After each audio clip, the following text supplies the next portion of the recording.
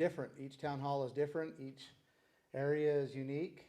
And so I'm grateful for the opportunity to be here and to answer any questions that you might have and any thoughts we could talk about. So hopefully by the end of the meeting today that we're open enough to, you know, raise our hand, ask a question, comment, and we feel like we are all friends. So who has heard me speak before? Good. That means we got a whole new group of people here. So thank you for coming. And I do want to answer your questions. You know, if you have concerns, I'd like to hear them. And I hope that by the time we're done here that you could see what I'm all about, whether you want to vote for me or not, at least you'll know. And I've said that I'll answer any question that anybody asks me as long as it's not something personal between my wife and I. Those are, you know, but besides that, I'll do my best to answer honestly and do the best I can. So just a little bit of background. There's plenty of seats here. You're all right? Okay.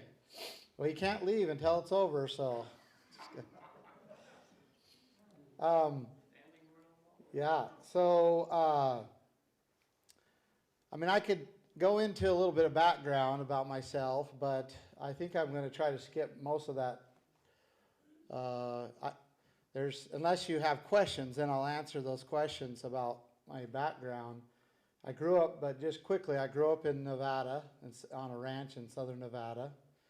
It's a very arid ranch. It takes about 100 acres to produce enough feed for one cow. And why my family settled there, I'm not sure. I know that the people that were in there before us left there. They were only there for not even a year. And they went back and reported to Brigham Young that the place was uninhabitable. And so, and my family went in there a few years later and actually began to, you know, level the grounds. We found water springs, artesian, just small ones on the hills, and began to capture those for the cattle. And we've been running cattle on the foothills of the Bunkerville Mountain ever since. And so that's where I grew up. My heart was there growing up. I experienced a tremendous amount of freedom, being able to just be out and not confined within a city or not confined within the bounds of whatever institution we were, you know, normal people were, or other people were, I guess I should say. And so I think that freedom really runs into me. And I think you probably can experience that here growing up here and living here as well. Now, I do want to ask a question though, because even though I had experienced a lot of liberty, even though, you know, we sing about it, we feel it's important to us, but I want to ask the question, what is liberty? Can you guys see over here enough? Good enough? What is liberty? I don't know if there's veterans here in the room. I know there was one. I just talked to one. But you went and fought for liberty. A lot of times we'll sing the national anthem and we feel it in our hearts. We want it, but what is it? What is it? And I actually have to admit that until all those things happened to my family in 2014 and we got all that international attention that we really didn't want, but we got it anyway, I hadn't considered what the definition of liberty is. And I think moving forward, I think it's very important that we can at least all somewhat agree upon what liberty is, and then that might help us to move forward with the rest of what I have to say. So anybody want to give it a shot? What is liberty? You might be just like me. Maybe you never thought about it enough. You know, and then you read a definition of it and you're like, well, that's a secular definition of liberty, but it doesn't really define what it is. So it's free from government restriction and being able to live by your God-given rights to freedom. Okay. I think that's pretty accurate. I want to boil it down, define it a little bit more. Anybody else? You could say opposite of tyranny. Okay, the opposite of tyranny. Okay, so, and what is tyranny? Is it control, Oh, yeah, government using force. Okay, we got a little bit of that going on, and I'm gonna get to that. Anybody else?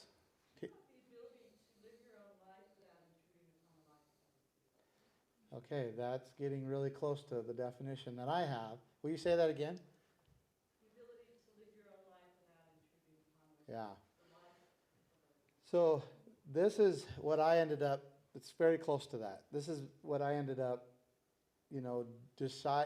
defining as liberty. And I've tested this many, many times, and I'm going to give it some background to back up, give it some credibility.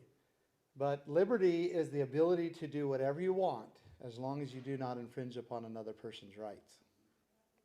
Right on. Okay? So now, you might be questioning, well, is this just my definition? Because there are a lot of people that disagree with this.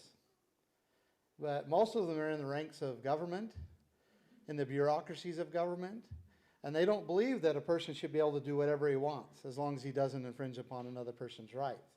They believe that they have a duty to do what they're told, to do what they're telling them to do. And they actually believe this. Come on in. So let's test this a little bit. So there's some pretty good founders. You can probably see a little bit better if you come over here or get on this side. I want you to be able to see. How about Thomas Paine? He's a pretty good authority on it, right? Look at what his definition is. Liberty is the power to do everything that does not interfere with the rights of others. Thus, the exercise of the natural rights of every individual has no limits, save those that assure to other members of society the enjoyment of the same rights. Is he not saying the exact same thing? He's saying it a lot more eloquent. What about Thomas Jefferson? That's quite an authority. Rightful liberty is unobstructed action according to our will within limits drawn around us by the equal rights of others. I do not add within the limits of the law, because the law is often but the tyrant's will, and always so when it violates the rights of the individual. So he's saying the same thing, right? That liberty is unobstructed action as long as it's not infringing upon, as long as he says, that's limited around by the equal rights of others. So as long as we're not infringing upon somebody else's rights, we should have the right to do it. Now, this definition might sound pretty good. And is there anybody, and feel free to express your thoughts. No one's gonna get too hard on you. So if you disagree with this fundamentally, I would like to know. I'd like to discuss it. Does anybody fundamentally disagree with this? Okay.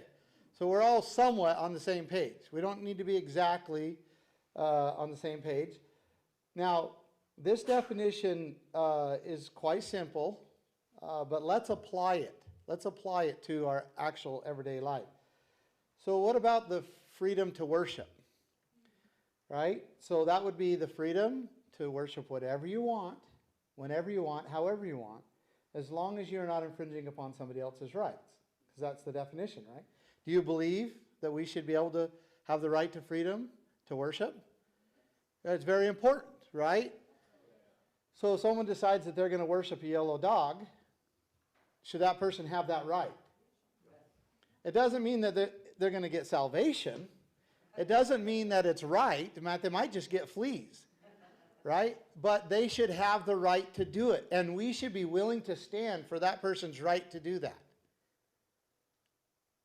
Even though it's sometimes difficult, but that's what our country was built upon. That's what our nation was built upon.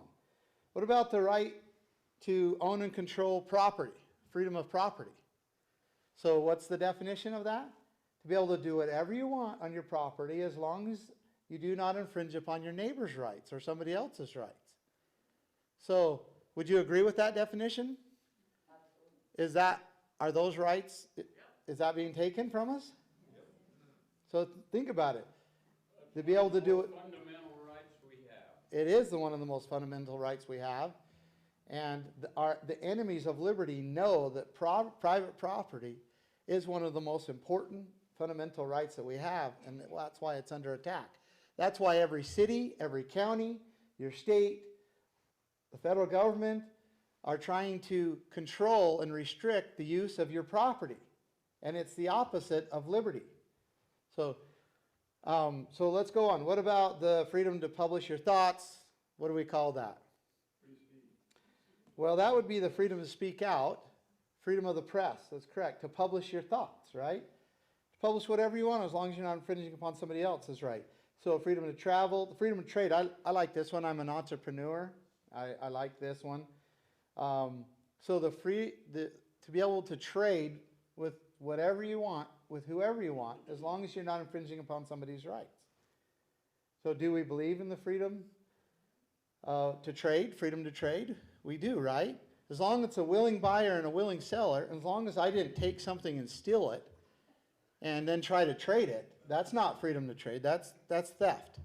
That brings up a very important point that I'd like to bring out. Right now, we've got the situation, willing buyer, willing seller, going on here in the county on our water. It's all right, just turn it on, Wendy. The willing buyer is Bonneville Power Administration, a government entity. The neighbors have no opportunity to buy that water. So they come out and make a deal, we'll put you on some pivots and all this and take that water. But that water's all running out of state. Okay, so I want to address that, but can I address that at the end? Because I'm going to open up a can of worms with that thing if I do. Okay. But it's important in water, you know. They say whiskey's for drinking and water's for fighting, right? So I would like to address that, and we could talk about this, especially if that's one of the concerns here in this community. But let's reserve that for the end because that's a good one.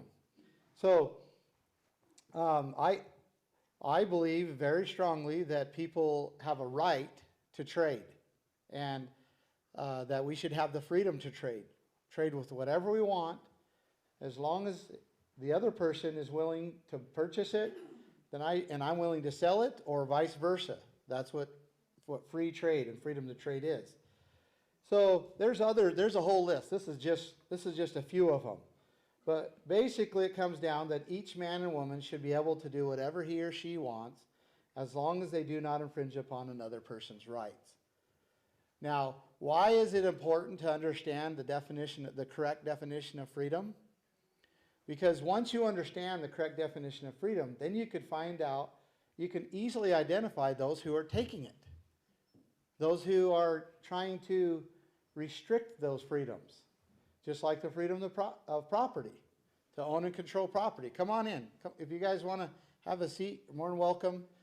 So that is why I think it's very important that we understand what freedom is, and therefore we can identify who is taking it, and also we can start to act and understand what we need to do to preserve it. Because freedom is precious, it is rare, and it also is constantly under a threat. And it always has been. I don't know exactly why. I didn't make the rules of this world, but it's always under threat. And those who do not defend it, lose it. That's what happens. If you do not defend it, then you will lose it. And how do you defend something you don't know what it is? Well, we know what it is now. It's the ability to do whatever you want as long as you do not infringe upon another person's rights. Now, in the Declaration of Independence, we see here, it's laid out very clearly where these rights come from. We hold these truths to be self-evident, that all men are created equal, that they are endowed by their Creator with certain unalienable rights, that among these are life, liberty, and the pursuit of happiness. So we understand and know through our founding documents and through the Bible where our rights come from. Where do they come from? They come from God. And why do they call them unalienable rights? What's alienate? What happens when someone alienates you from something? They restrict you from it, right? So they're saying that these are rights that should never be restricted from you. No one should ever alienate these. They're unalienable rights. And among them are life, your liberty, and your pursuit of happiness. So, good foundation that we are built on. This nation was built on a very strong foundation, a foundation built of rock, of stone. I want to show you this video, and then we'll move on from there. Idaho, to me, represents the best of what America was. Idaho was a conservative state with traditional family values, full of people of faith who carried guns, loved the Constitution, helped each other, and built businesses by the sweat of their own brow. Idaho is sliding down the path and ceasing to be the Idaho that we love. I don't want that to happen. And so I'm announcing now that I will be running as governor for the great state of Idaho. As governor, I will be implementing a plan and a platform to keep Idaho, Idaho. The Keep Idaho, Idaho plan will improve life, bring prosperity, empower and protect families, and secure the opportunity for happiness to every person living within the beautiful state of Idaho. I know how to win. My record and history demonstrates that I'm willing to fight to the very end. Now it's your choice. May God bless the people of Idaho. May we live up to these blessings.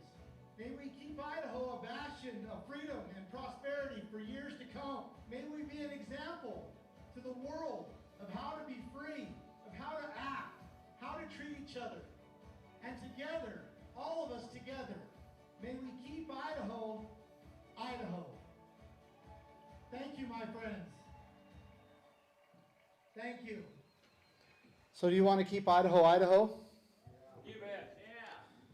Yeah, I mean, I think we have, different definitions of what Idaho is to each, and each person has that.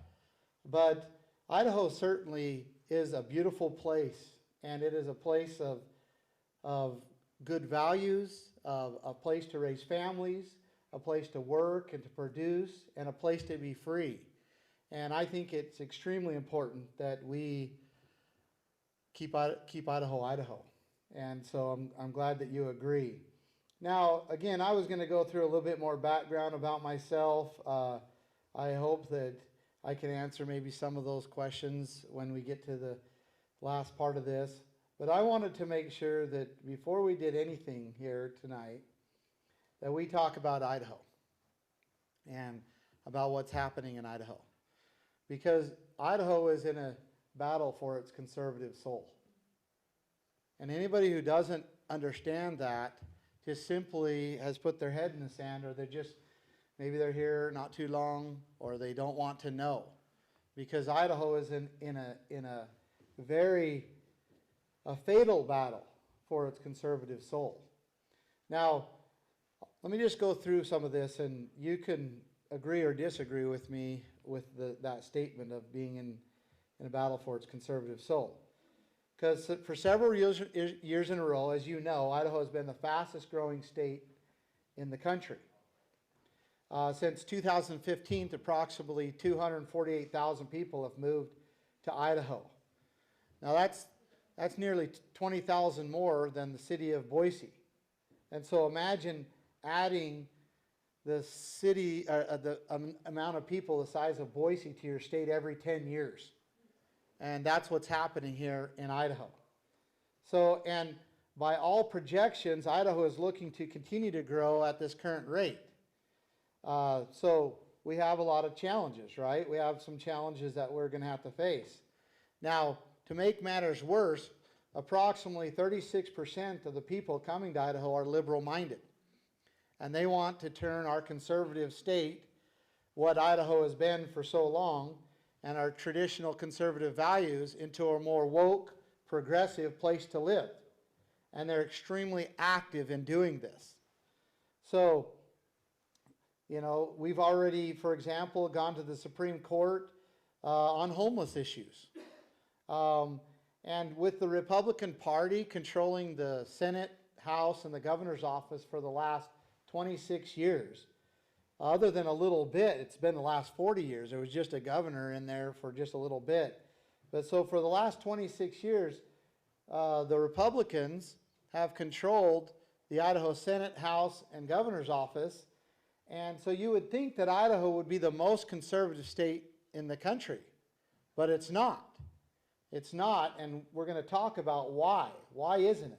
Why haven't they put forth the good conservative or a Republican platform? Why haven't we minimized, lowered our taxes, minimized the size of the state, the influence of the state?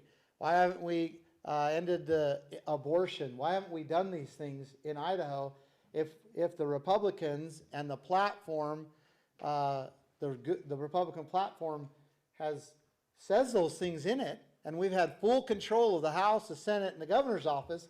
Why haven't these things happened in Idaho? Why are we dealing with things like what happened in Boise just last weekend? So let me just give you some facts here.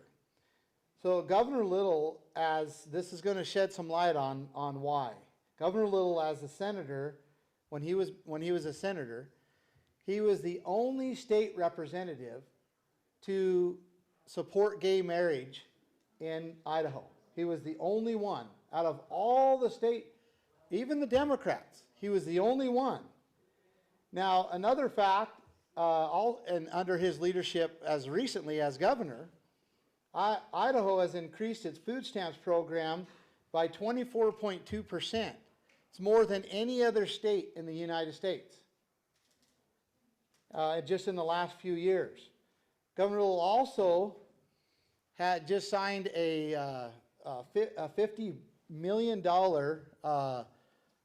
housing package for free housing in Idaho.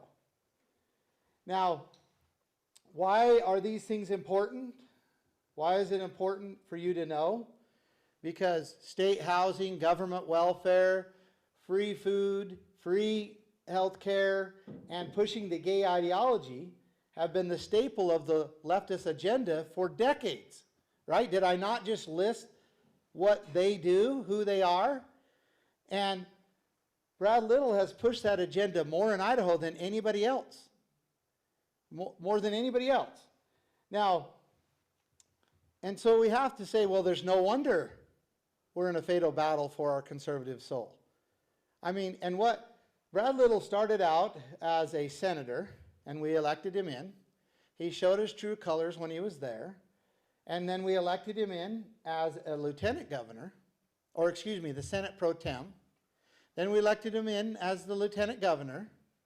And then we elected him as governor. And then we elected him as the Republican nominee. Yet he has pushed the radical leftist agenda more in Idaho than anybody else. Anybody else. He even stood alone on standing for gay marriage in Idaho in the 2000s.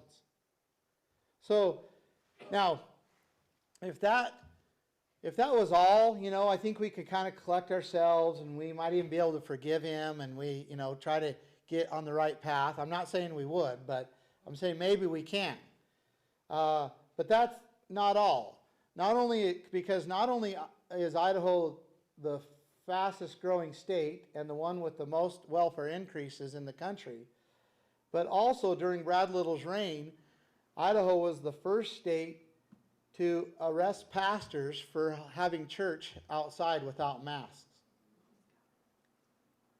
Now, I've said this many, many times, and I've showed this many, many times. Let me just... What's that in his hand? He's got a Bible in his hand, and the police officers just took it out of his hand so they put handcuffs on him in Idaho. Now, let me just emphasize the impact of that. Idaho was the first state to arrest a pastor for organizing church outside without masks. He was arrested. 3 of them were arrested for that. Let's just go to the U.S. Constitution, to the First Amendment. I don't know when the last time you guys have read this, but I'm going to read it to you. Because the very first line of the First Amendment, what do we call the first 10 amendments? The Bill of Rights, okay? And the very first line of the very first Bill of Rights says, Congress shall make no law respecting an establishment of religion or prohibiting the free exercise thereof.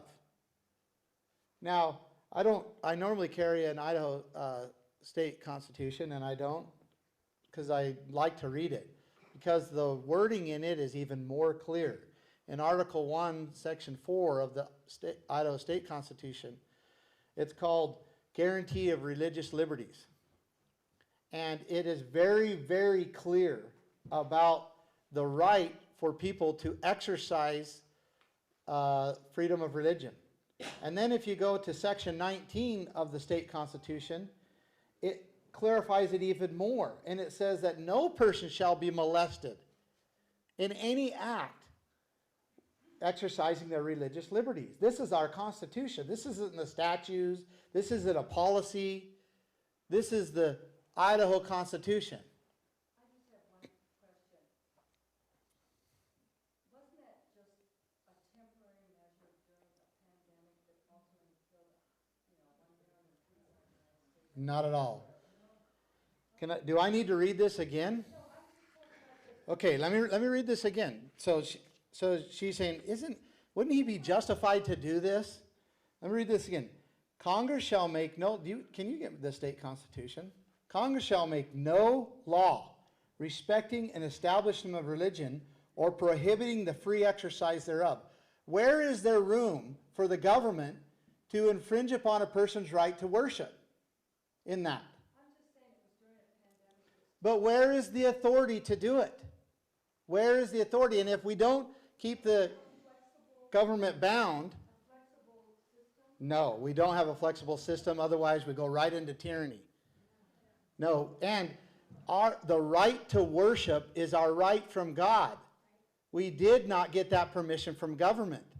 And so allowing government to take that right is a complete contrary to everything that this country was founded on. Everything. It's a scare tactic. Yeah, and then you're saying, well, that's right, you're saying, well, maybe you can justify another reason to take another right of mine. Right? Because we could justify it. And we could talk all day long about what COVID was and what COVID isn't, right? But what is very clear is that the government, both the state and the federal government, the county governments, municipal governments, they do not have authority to infringe the right to worship. And it's so clear. It's so clear in both our state. Part of what we fought the Revolutionary War. It is exactly what we fought multiple bloody wars over. Did you find it? Okay. I would love to read it. So anyway, and in Idaho, of all places, this was infringed upon first. We were the first state to arrest pastors for having church outside. Wendy's looking. That's all right, Wendy. It's all right. I made my point. It's just good language, and so I like to read it. Yeah. So I'm gonna have you answer or ask these two questions, but then I'm gonna ask that you reserve the questions for the end because I don't know if I'll get through this. But go ahead. Here and here. No, you're first. You're going first. This is the question, other than going back to liberty. If you don't stand up for liberty, then you are at the mercy of people like Little to tell you how to live and how to work. Yeah, and where does it end? Where we put bounds on the government. It's called our Constitution. And if we don't hold them to it, then there is no bound. Now, I don't remember like the specific rules and all that stuff, but I think maybe is there like a difference between worship and congregation? Like you have to congregate to worship. It says the freedom, the prohibiting the free exercise thereof, the free exercise of religion. There is no difference. So to exercise, you have to congregate. You don't have to, but you have a right to. Yeah. The exercising of the right is the congregation, and that's how you choose to exercise it. That's right. If you choose to exercise it, and it's always been exercised by congregating, and and it certainly was meant to have that right. What was happening before the Revolutionary War? This exact same thing is what was happening. And so they made sure that it was clear in the Bill of Rights that this wouldn't happen. And then they went so far as to make every officer, did you see, these officers right here took an oath to this Constitution. They also took an oath to the state Constitution. that they wouldn't violate these things. And yet, because of, which we'll get into, because of an order that they say, well, we're going to do this. Now, Idaho was also the first state to arrest a mother for going to the park. Idaho was also one of the first states to rate a business for not shutting down during the lockdown. So, I asked the question, why are police in Idaho acting like this? Why are they acting like this? Anybody know? I wish we could blame it on them. I don't think we can, though. In fact, I know we can't. Because they sold their moral high ground for a paycheck. Okay, so their justification was this, because Governor Little ordered them to. If we look here, this is Idaho, the self-isolation order. And it says right there, this order directs all individuals living in the state of Idaho to self-isolate at their place of residence. Now, I don't know about you, but I don't remember ever giving any other person authority to tell me I have to stay in my home. I've never, ever given that. And I'm offended that someone thinks that they have the authority to tell me that I have to reside in my home until I get permission from them to leave. You see how it's in direct conflict with freedom? Right? Now, he gives exceptions that we can leave. 3, directing all businesses of agents to cease non-essential operations. So you have to shut down your businesses. 4, prohibit all non-essential gatherings of any number of individuals, including worship services. Ordering the cessation of all non-essential travel. So, and if you have any question, this is the same order, page 9, section 9. The sheriff and chief of police, the director requests that the sheriff and the chief of police in the state of Idaho and the Idaho State Police ensure compliance with and enforce this order. So they were directed to enforce this order. And that's why we see this stuff going on, because these city police were ordered to go and arrest pastors for organizing church. But there's a major problem. It's called the Constitution. Not only that, it's called our unalienable rights, remember? And our country was built upon very strong principles that those rights were never to be infringed upon. Now, I'll just move on here a little bit because, again, this order came from the governor's office. And that's why we had literally hundreds of people that were arrested for, not having masks, for trying to go to public meetings without masks. We had pastors arrested for, organizing church, mothers arrested for taking their children to the park, and also many, many businesses were shut down, and those that didn't shut down were actually in the state, many of them were prosecuted for not shutting down. Even some businesses were raided. So this is Idaho. This is the Idaho that we were looking at in 2020 and 2021. And you can see the contradiction to freedom. You can also see the contradiction to the Constitution. I just have a really quick question. Sure. Because I'm new to Idaho. Did they also shut down the liquor stores and Walmart and the big box No. stores? So No. that's the same thing they did in Colorado, is that Yeah. they shut everybody else down, but the big ones got to stay open. Well, it's because they didn't want a virus to spread. So somehow everybody being at Walmart at one time didn't spread the virus, right? No, it didn't make sense, but tyranny usually doesn't. And the point is they don't have authority to do that to us. We never give them that authority. Now, let's get into a little bit more about the nuts and bolts of what happened and what was going on, if we can go back to 2020, because it's important to frame that so we can see where we're at today and where we're at, and if we can just say, okay, we made it through it. It was sticky, it was ugly, but we can move forward. So Who remembers when Governor Little put the state of Idaho in emergency status? Remember that? You remember, okay, it was the first time he did it, it was on March 13th, 2020. And he said the state, needed to go in a state of emergency, and, he was claiming that it was for the health and the safety of the people of Idaho. That's what he was claiming. I want to go through this, and you can answer for yourself if you think he did it for the health and safety of the people of Idaho or if he did it for something else. Because on March 13th, 2020, the day that he put Idaho in a state of emergency, was the same day that President Trump announced a $50 billion federal package for states that were in emergency status. So the very same day. Now you might say, well, that's because everything was in emergency, right? And Idaho was in emergency. However, on the governor's own website, this is on March 13th, he says that there's only one confirmed COVID case in Idaho on March 13th. So he puts the state of almost 2 million people in a state of emergency because of one confirmed COVID case, and it happens to be on the same day that President Trump, the White House, released $50 billion for states that were in a state of emergency. Now, that wasn't all. Do you remember just a few days later, about a week and a half later, he put the state in extreme state of emergency. Do you remember that? And that's where he implemented the self-isolation order.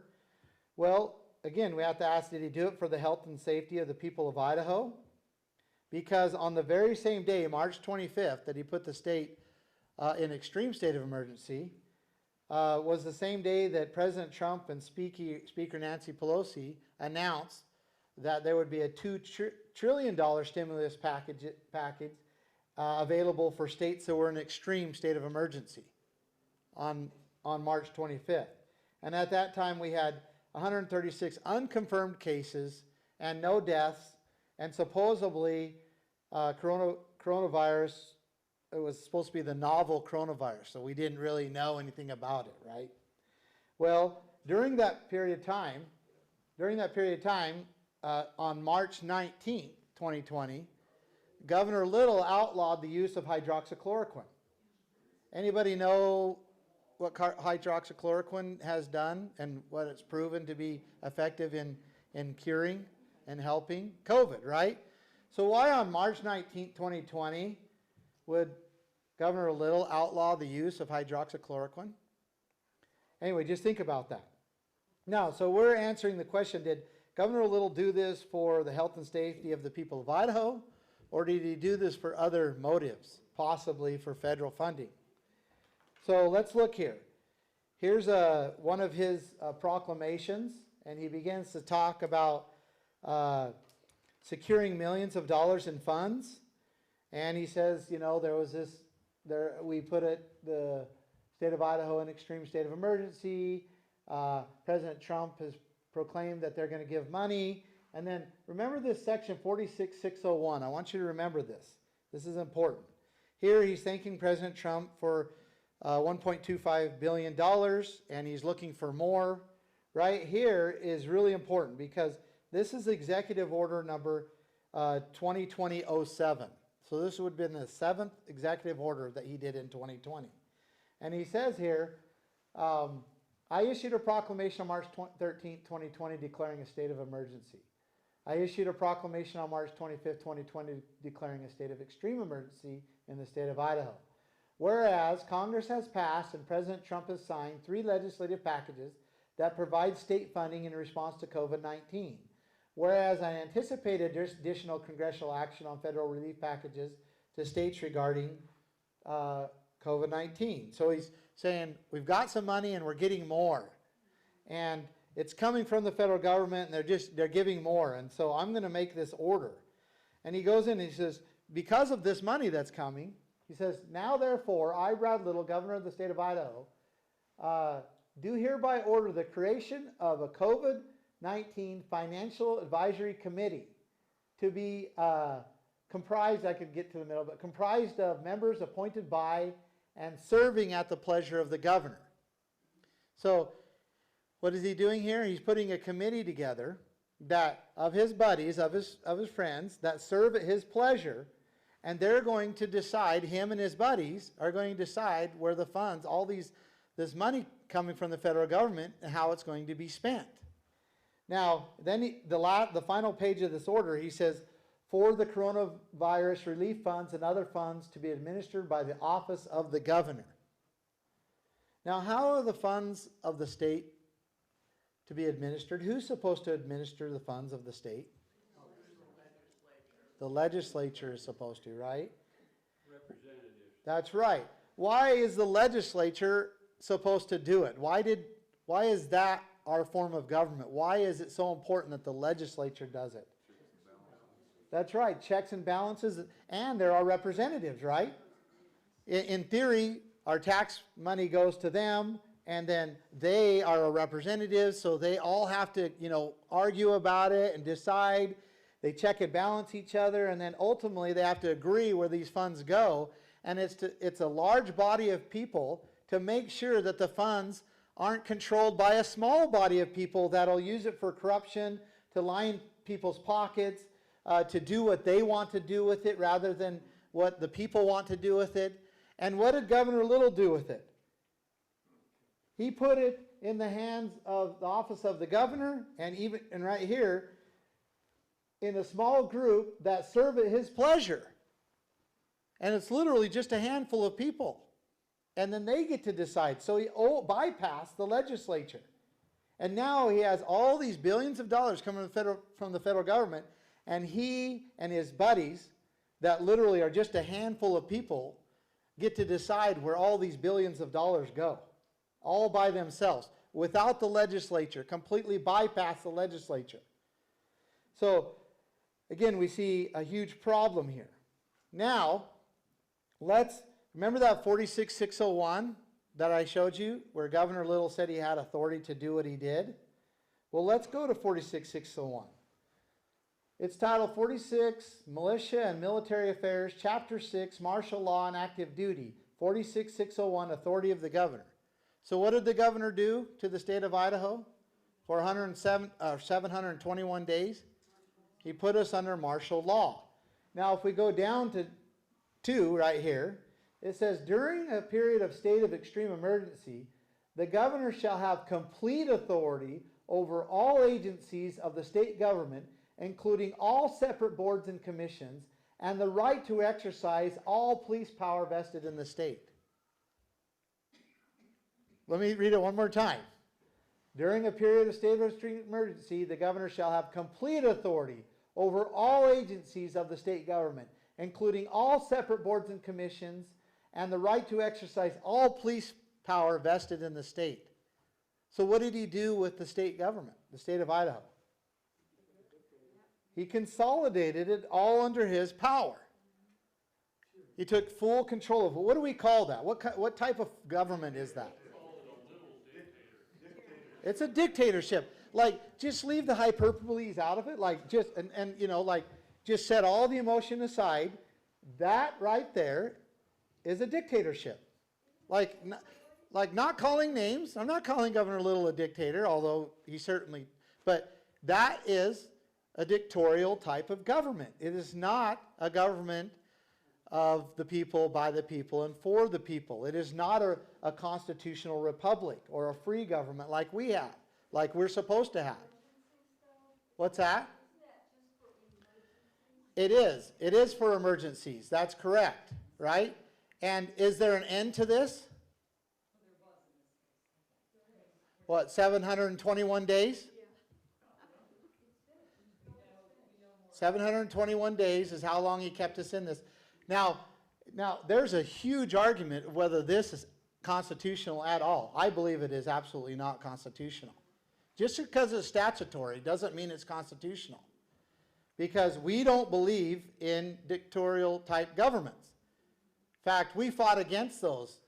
Much of the blood of some of the best generation ever known in the history of the earth was spilt to make sure that we didn't get put into a dictatorship. So, emergency or not emergency, this is what he did to us. And then he held it. And he kept saying, well, I could redo this every 30 days. That's what he kept saying. I can redo this every 30 days. And he did it clear up until April 15th, 2022. So this year. And he held on to all these powers, and he held on to all the control of money. And he did that for 720 something days, give or take. I think it was 21 days. And he put the people of Idaho in tremendous, very precarious situation. Now, let's talk a little bit further. Because remember, we were answering the question of why he did it.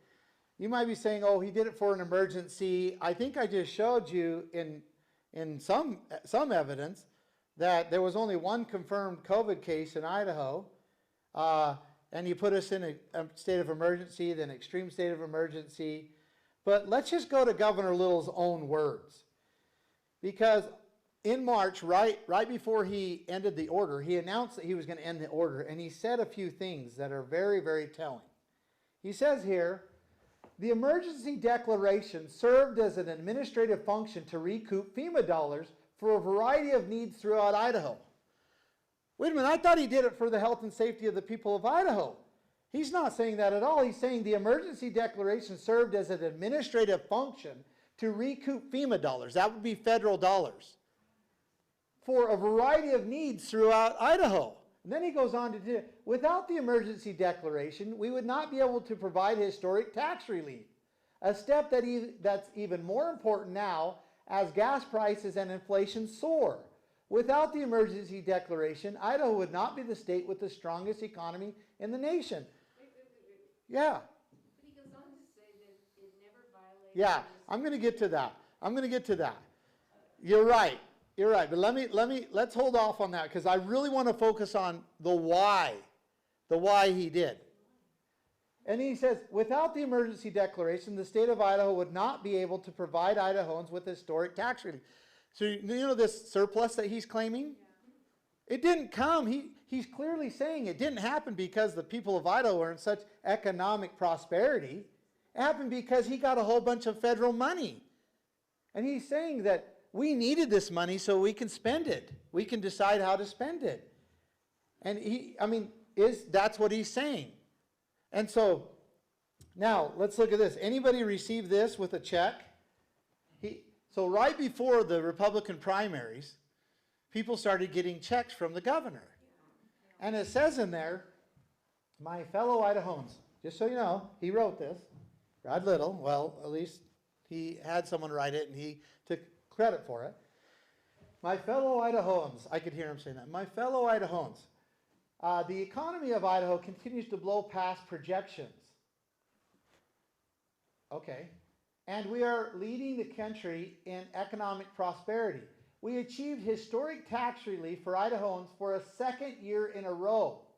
We are returning your tax dollars with our record budget surplus. Where did that surplus come from? From the federal government. Now, is this not an insult to the intelligence of the people of Idaho? That he would say that during the two darkest years that Idaho has had, at least for many, many decades. So during the dark months of a pandemic, right, that somehow the state of Idaho got a surplus. So, and he says for the second year in a row, what are those years? 2020 and 2021. Somehow we amassed a surplus during those years. When schools are closed down, businesses are closed down, no one's working, people are staying home. And somehow they were the two best years that Idaho's ever had? Isn't that an insult to our intelligence? And then to send this letter out right before the Republican primaries? Well, guess what? Because of the legislative session they just had, guess what we're all going to get again? We're going to get another letter right before the general elections. And he's going to say very similar things, that because of the state of Idaho has done so good, I've led the state so well, and we've done so good with our money, we're going to give a little bit of it back to you right before the general elections. When in reality, he says right here that without the emergency declaration, we would not be able to provide historic tax relief.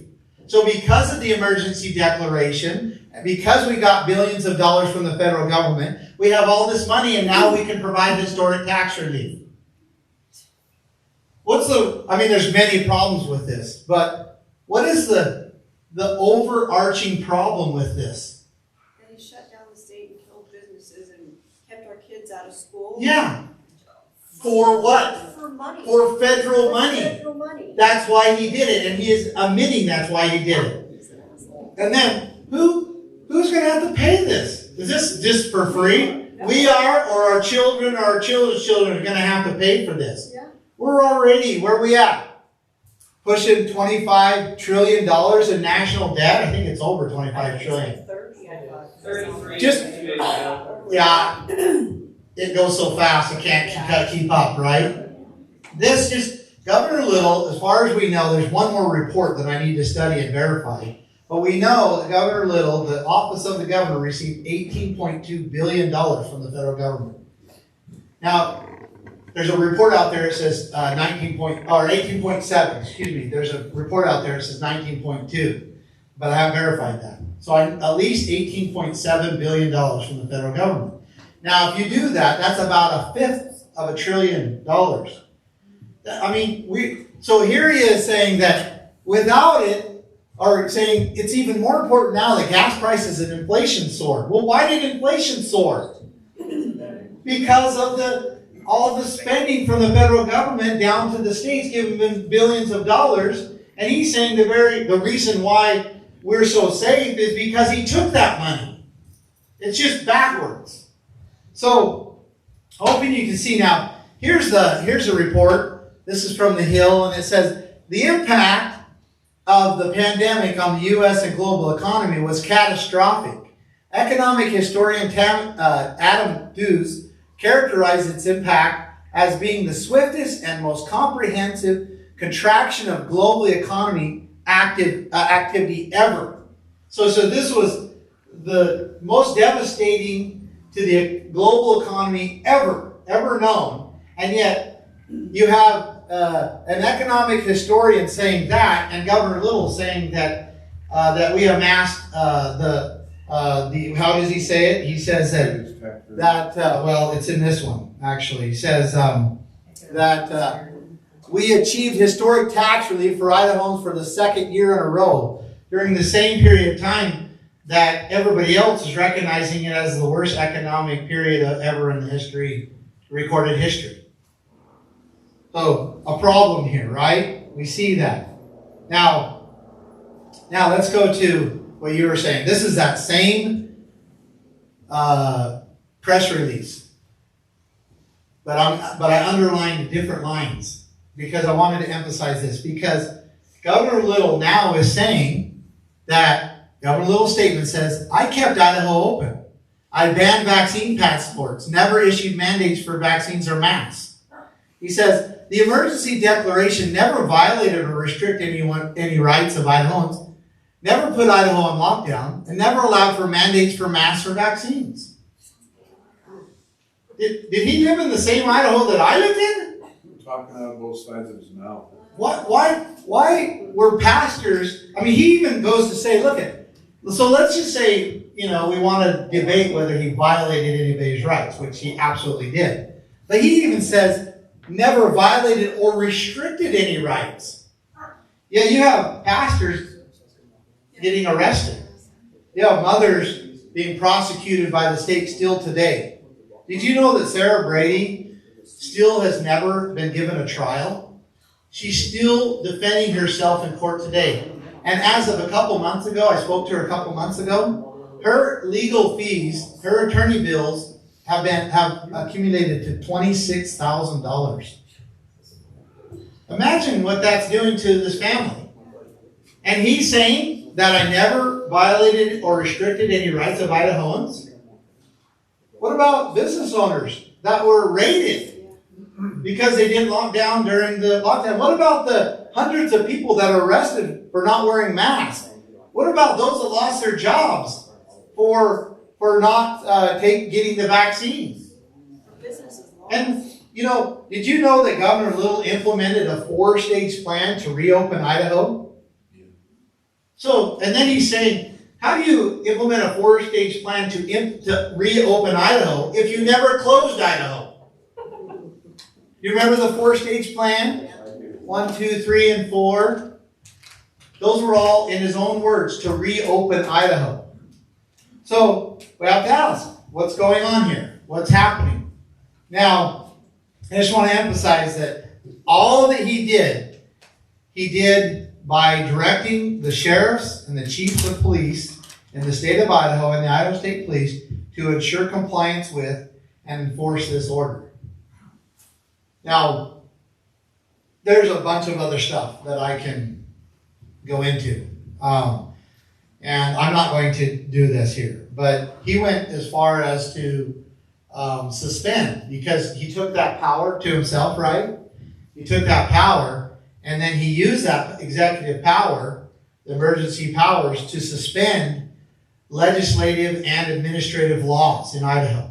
And some of those laws have to deal with parental rights. When the state takes your child, the right to appeal, the right to know where your child's at, the right to visit your child. And there's a reason why he did this, and unless we get into it a little bit more, unless someone asks a question, I'm not going to emphasize on that.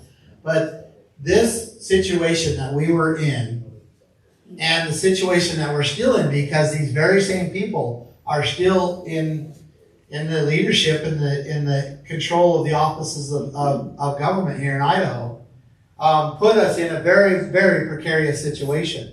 And we need to be aware of it. And I have presented this stuff with facts. I didn't just say it. I didn't just say it here and say, oh, this is what is happening. I showed you. I showed it to you. I tried to back everything I backed up, or everything I said, I backed it up with documentation. And so I'm presenting to you what has happened in Idaho. And why? Because I want you to know so that you have a choice. Because what has been happening in Idaho for many, many decades now is that we have gone about our businesses, we've gone about our work. That's what we do. We're working people. We're in the fields. We're in our businesses. We're in our homes, and we're taking care of our families, and we're doing what we're supposed to do. But we have forgot about this monster that is creeping upon us. And George Washington compared government to fire. He says it can be a useful tool or a terrible master. What's the difference between a fire being a useful tool or a terrible master? If it gets out of control, right? If you have a campfire, it's such a great thing. You can cook on it. It'll keep you warm. We have fire in our homes. But it's all about controlling that fire so it's a useful tool. And then we see what's happening out in our forest. Well, that could be a terrible master. It's out of control. That's the comparison that George Washington used when it comes to government. And we are on the verge of allowing our own state government, the people in our government, to be terrible masters, because we have not contained them. We have not made sure, we haven't tended to them. And when you do that, they always become out of control. Now, I want to talk to you about the 8 planks of the Keep Idaho plan. Yes, and then we're going to do a question. Okay? We're fortunate in Lemhi County because we have a constitutional sheriff. And what you're talking about is statewide, but we were not subjected to some of these, extreme lockdowns. Because we do have a good constitutional sheriff here. And it seems like Brad Little has read Slick Willie Clinton's playbook, so he passed off a lot of what you talked to Jefferson in the health department, so that he was not the one that you could point a finger to, that he put the arm on the government. Okay. And I'd like to know, how many small businesses in Idaho throughout the state have gone out of business because of Brad Little's? We know thousands. We know thousands. So I want to emphasize, I'm going to build on that a little bit. Okay, because you're right, but I'm gonna challenge it just a little bit. Because was anybody from Oregon or California? If you dare raise your hand. I moved here So from a few Oregon people. 2 months ago. Okay, so did anybody go to Oregon or California or Washington during 2020? Anybody dare to? Yes. Okay, you did. We live there. What? You lived there. And then did you come to Idaho? Yes. Okay, Well, what I'm after is this, okay? The contrast between, where were you at? California? Humboldt County. Okay, the contrast between there and here during the pandemic. Did you experience it? We came back here. We've had a house here for like 35 years, so. Okay. We did come back here during the pandemic, and it was like freedom. It was like, woohoo! So Mask off. I've talked to many people that either went there or came from there during this period, right? Now, as was mentioned here, Governor Little actually implemented the very same things that Governor Newsom of Washington did. In fact, in many ways, his orders are even worse. But he tried to implement in Idaho the very same thing that Newsom did, that Brown did, that Ensley did. What's that? Polis in Colorado. Yeah, and Polis, I don't know Colorado, but you're saying he implemented those same things. These lockdown, all those things. They all followed each other. But Idaho was way different than the rest of the states. And it wasn't because, even though I'm grateful for constitutional sheriffs, it wasn't because of the constitutional sheriffs. Why was it different in Idaho? Why would you come to Idaho and it was almost like you didn't see a whole bunch of people with masks, the businesses were open. What's that? People say I'm not gonna. That's right. It's because the people would not comply. That is why. And that is why Idaho is different. That's why I have a lot of hope in Idaho. That's why we need to get these problems fixed. Because they're almost beyond past the point of being fixed in other areas. But in Idaho, we're not past that point. Because the people of Idaho still understand what freedom is. And they're still willing to not comply, even though it was a little scary at times. So, anyway, I'm glad that she brought that up. She left, or maybe she just stepped out. But I think it's important to emphasize why Idaho was different. Why was it different? And it wasn't because the government didn't try to do it. It's because the people just said, no, these are not your rights. These are not yours. And the governor certainly tried to push, especially down in the cities. That's why people were arrested. When you look at where people were arrested, it's the most liberal places of Idaho. So they really tried to push. They really tried to push Governor Little's orders. And it did happen in Idaho. But so many other places, the people were just like, look, you're not going to do that. And so a sheriff, doesn't matter if he was a constitutional sheriff or not, they weren't going to enforce these things. They didn't, in certain areas, they weren't going to get away with it because the people wouldn't comply. Now, let's get into, I want to answer some of your questions. Let's talk about Idaho. Let's talk about, ask a question about me. And I want your hard questions. I want to know, because when I Googled my name the other day, I was like, man, who is this guy? I was like, I don't know this guy. I don't even like this guy. And so, I want to get through that with you. I want to talk to you about whatever you want to talk about. Idaho, what's going on around here, what are the solutions, and then we'll end with what my plan for Idaho is and what I'm proposing for Idaho. Go ahead. It seems every year now we've had forest fires. I think it's going to continue. It feels like as a community, that's probably something that we really haven't stepped up as the federal government and said, look, we don't like the way you're doing this. I think most people would agree with me when they think that, our federal government could do better when it comes to forest fires. If you were elected as governor, what would you do as governor to step in and say, no, this is what we're going to do, or this is what we're not going to do, and how would you do that? So there's a great question. When it comes to the fires that we are having all over the state now, almost every year, pretty much, well, every year in different spots, but some years are worse.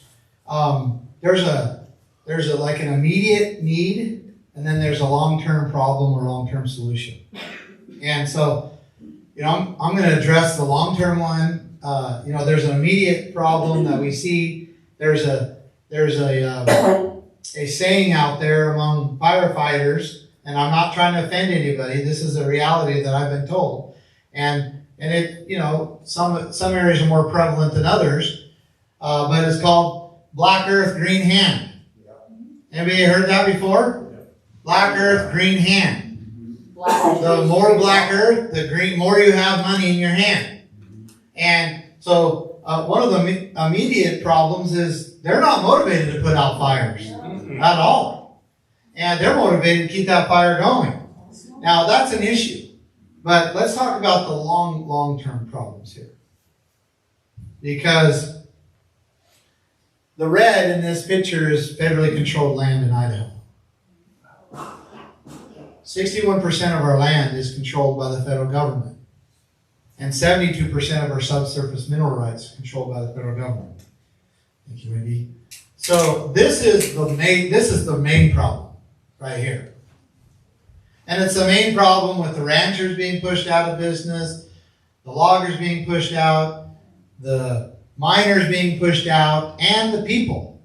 It's the problem why our forests are burning up. There's a bumper sticker.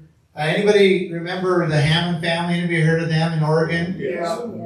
Well, I went to go help them, and I stayed in their house a couple times, ate dinner, and on the fridge there's a sticker, and it says, log it, graze it, or watch it burn. Yeah. And our federal government has been infiltrated with extreme environmentalists that have a completely different theology. I don't call it an ideology anymore. It's a theology. And it is a no-use policy. The only reason they don't fully implement it is because of the people and the resistance, but they're slowly implementing this no-use policy when it comes to our lands. Now, I'll just give you another statistic. If you take and made a line on the Colorado Rockies, and you go east of the Colorado Rockies and you go west of the Colorado Rockies, the federal government controls 51% of the land in the western United States. East of the Colorado Rockies, it's 2.4%. Okay? These lands in the west are unconstitutionally being controlled by the federal government. They are.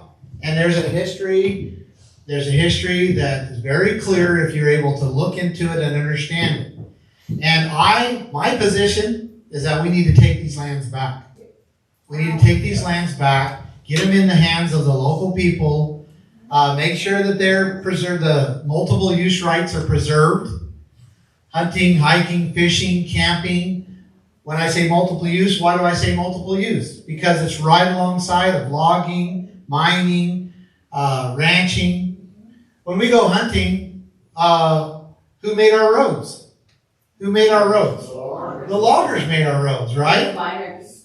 Some areas miners made roads. Also, we'll go hunting and we'll hunt right along the cattle.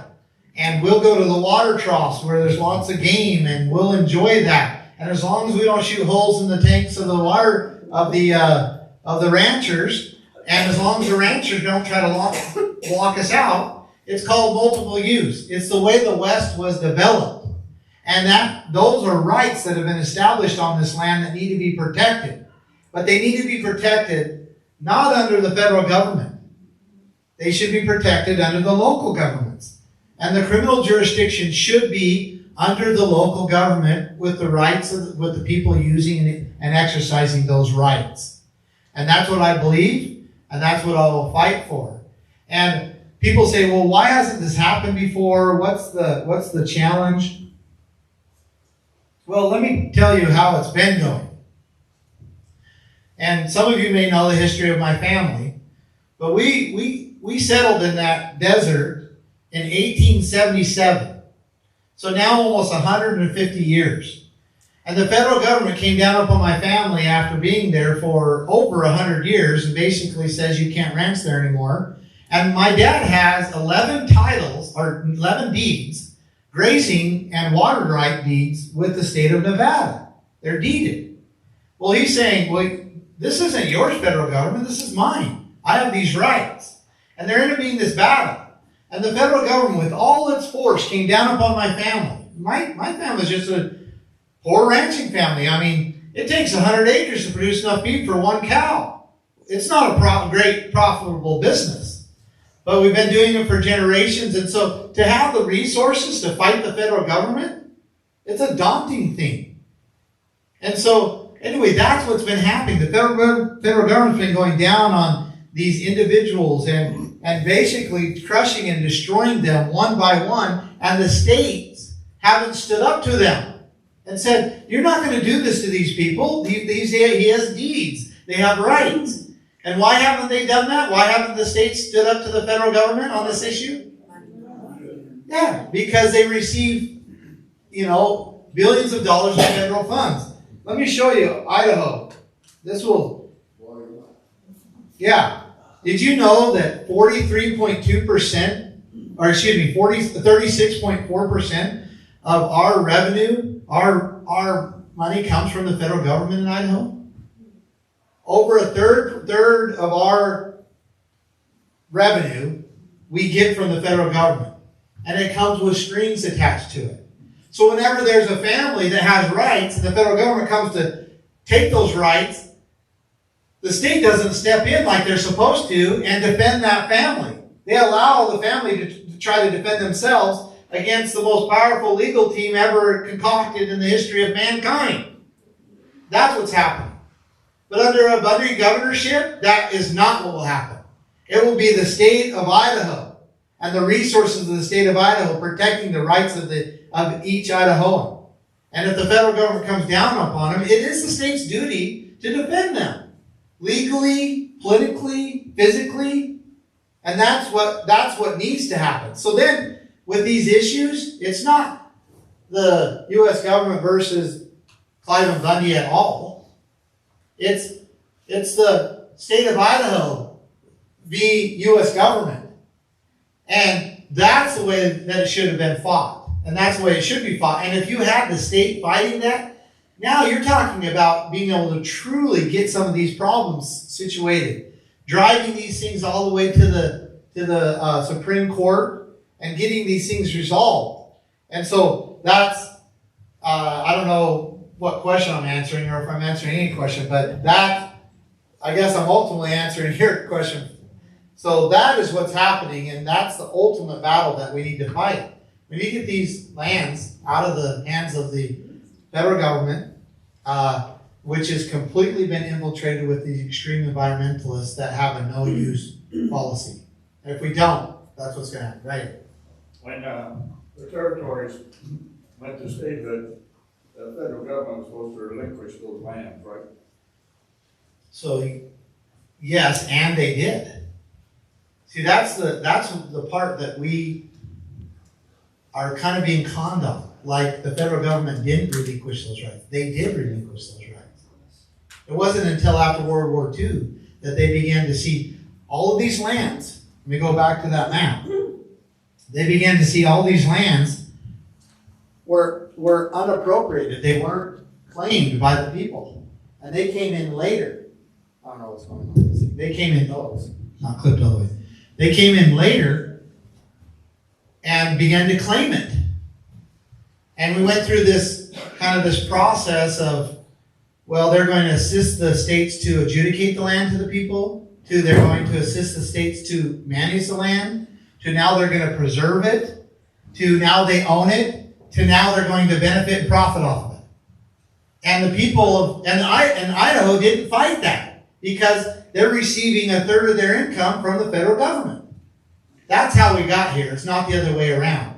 There's tons of evidence of that. Because prior to the World War II, the federal government was actually going to the states and following the Constitution in Article 1817, getting permission from, like if they needed a post office, they'd go to the state. They'd say, we need a post office. And the state would have to approve it through the state. And then the state would do what they call an enclave, where they would give them title that is in the enclave. And that was the constitutional process. And then after World War II, everybody thought, well, the U.S. government is so fantastic because they just won a world war, and they were fantastic. We were fantastic. And they just forgot to stop checking and balance the federal government until now they're controlling over 61% of our land here in Idaho. Thank you. Right here. Your thoughts on marijuana? What about it? Should it be legalized? So you're not going to like my answer? Well, maybe you will. But it's very simple to me. And that is, again, the government does not have jurisdiction over our bodies. That's right. And people don't like that answer, but there is nothing in any of our constitutions or any of our laws that give the government jurisdiction over our bodies. And remember I talked about free trade? And so people say, well, what are you going to cause in Oregon? Are you going to cause in Idaho what happened in Oregon? No, that's not what's going to happen at all. Because what Oregon stopped doing is punishing when someone got high and then damaged somebody. They stopped punishing that. And that's how you deter those. If someone goes and gets high or under the influence of alcohol or in any drugs, and they hurt somebody and damage them, then you punish them for that. And that's how you deter. But what they did is they took a plant and demonized it, and it was for political purposes. You probably know the history. That was done by Randolph Hearst. Yeah. My grandparents were hemp farmers. But ultimately, you have to answer the question. Does the government have jurisdiction over your body? And if you say, oh yeah, when it comes to marijuana, but then you say, oh, but they don't when it comes to a vaccine, then you're a hypocrite. How about abortion? You're a hypocrite. How about abortion? How about abortion? Talk about bodies. So what's your question? Well, we all have different ideas of what freedom is.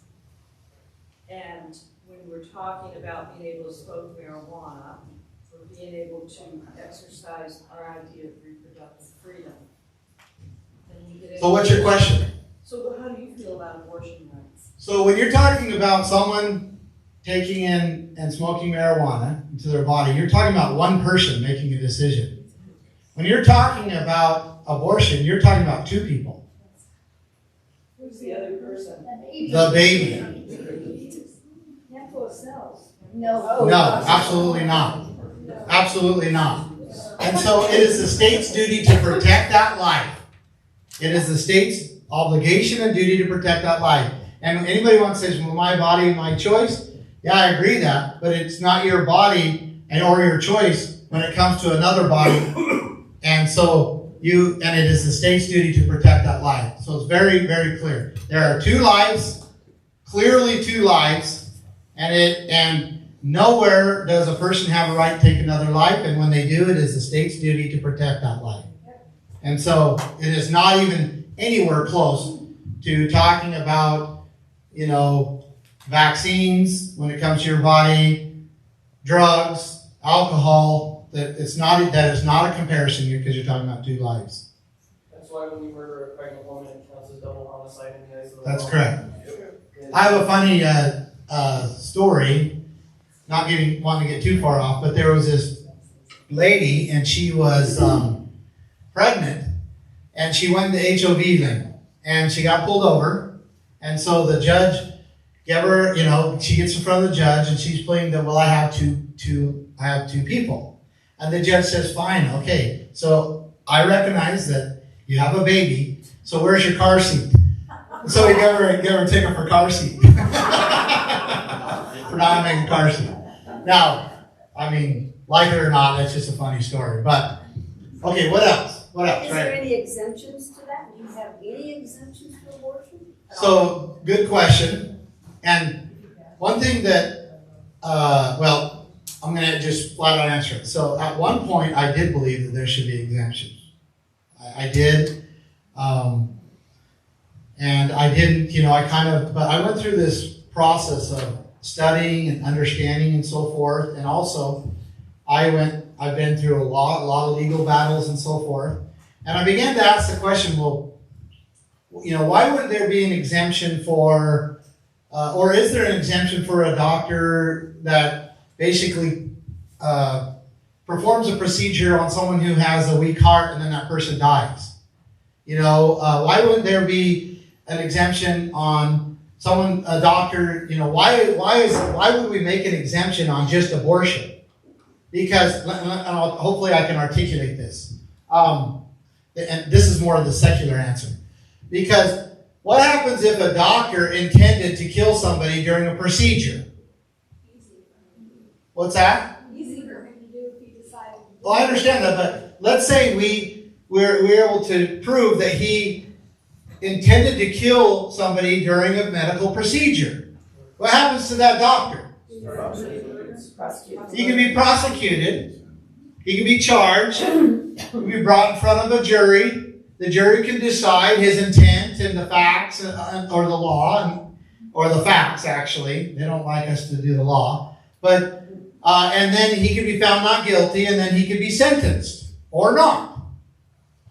Why would we do that the same? Why do we make an exception for abortion? Because if you have someone who gets so violently ill by packing a child and a doctor comes to you. Say that again, I didn't hear the first part of it. You can get so sick from carrying a child that you go to the hospital, and after having your IVs just to keep you alive, and a doctor comes to you and says you've got 3 days to live if we don't take the baby. This is a medical condition a lot of women have. So you got a choice. Do both people die then? Is that what happens? No, what I'm saying Well, is why got to abort the child. Why make an exception? Why make an exception in the law? If the doctor is doing all they can to save the lives of both of them, right? But they can't. Well, I understand that, but so then You don't have to kill it before you deliver it. You deliver the baby and You can't deliver the baby. You're so sick that even in your first trimester, you can't roll down water. So just so you know that, just so you know that is a very, very, very small exception. It is extremely small It's exception. not as rare as you. It is extremely rare. I don't have the numbers in front of me. So do you want to kill the mother just to save they're both going to die. They're both going to die. Why have the exception in the law though? Well, If some reason there was intent to take life, then let the prosecutors prosecute and the judge make the decision. But don't put the exception in the law. Don't put the exception in the law. Even if the mother's going to die.